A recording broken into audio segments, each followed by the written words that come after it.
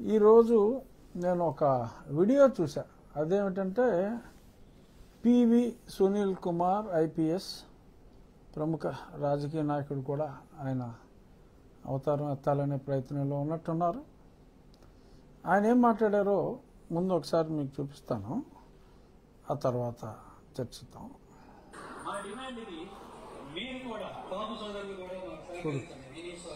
Okay sir.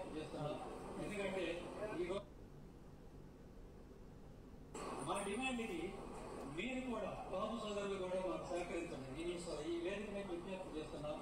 ఎందుకంటే ఈ రోజు రాష్ట్రంలో ఉన్నటువంటి ఒక ప్రధానమైన కులం, అత్యధిక జనాభా ఉన్నటువంటి కులం కాపు కులం, అధికారం కోసం ప్రయత్నిస్తున్న కులం, దాదాపు సక్సెస్ అయిన కులం కాపు కులం. కాబట్టి ఆ సోదరులు కూడా మనతో కలిస్తే మన బలం రెట్టిపోతుంది.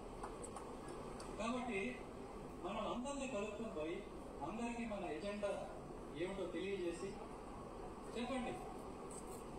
మీరు మా దళితవాడ పంచాయతీకి మద్దతు కనిపిస్తే మేము మీకు మద్దతు ఇస్తాం. మీ బాబు నాయకుడిని మీరు ముఖ్యమంత్రిని చేసుకోండి. మా దళిత నాయకుడిని ఉప ముఖ్యమంత్రి చేయండి. మా హర్ష్ కుమార్ ఉప ముఖ్యమంత్రి చేయండి. మా విజయ్ కుమార్ ఉప ముఖ్యమంత్రి చేయండి. మా జడా శ్రావణ్ ఉప ముఖ్యమంత్రి చేయండి. చెప్పండి. నేనేం కావాలి? నేను ఎన్నికల్లో టికెట్ ఇస్తే కూడా నాకు వద్దు, దళిత వాడ పంచాయతీ కావాలని నేను టికెట్ వదులుకుంటేనే ఆ మాత్రం హామీ వస్తుంది. ముఖ్యమంత్రి అంటే నువ్వు 2 సంవత్సరాలు దిగిపోతే తర్వాత అట్లా కాదు, 5 సంవత్సరాలు ఆయనే ఉంటారు. అలాంటి ముఖ్యమంత్రి కావాలి.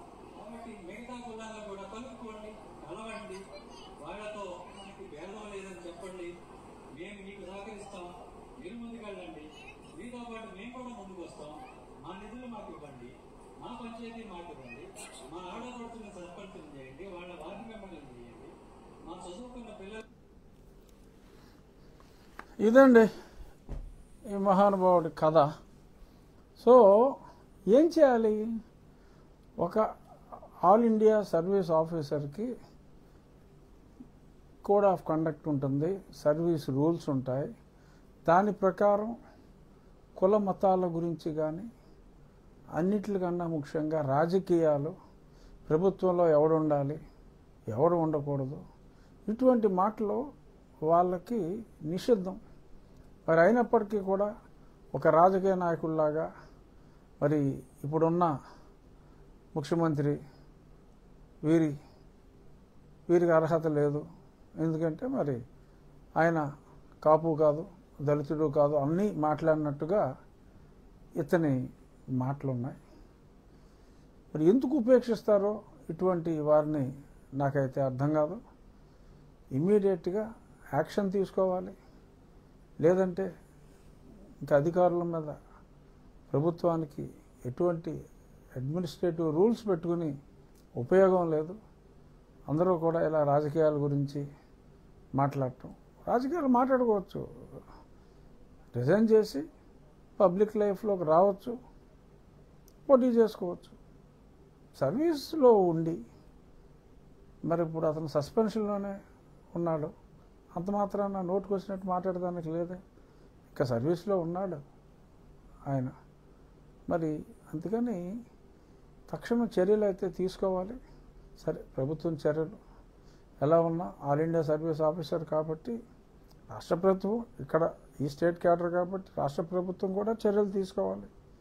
నేనైతే ఈరోజు డిఓపిటి గవర్నమెంట్ ఆఫ్ ఇండియాకి ఈ వీడియో జత కూర్చి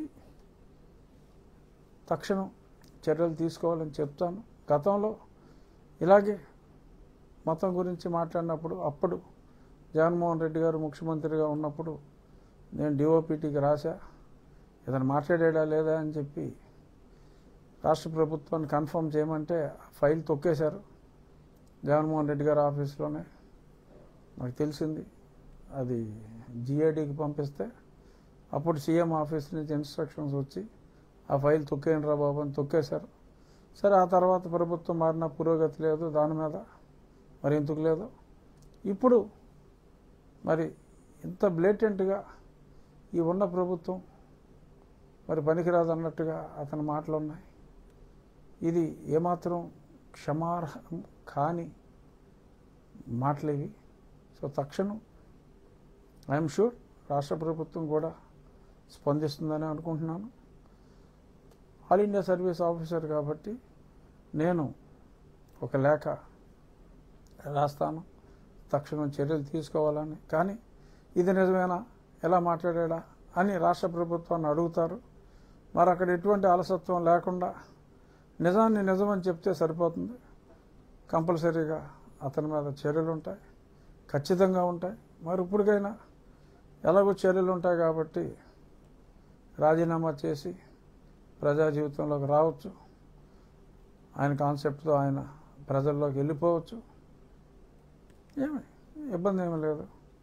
ఆయన కోరుకున్న సామ్రాజ్యం స్థాపించుకునే దిశగా ఆయన మరి పార్టీ పెట్టి నడపాలంటే దానికి చాలా డబ్బు కావాలి.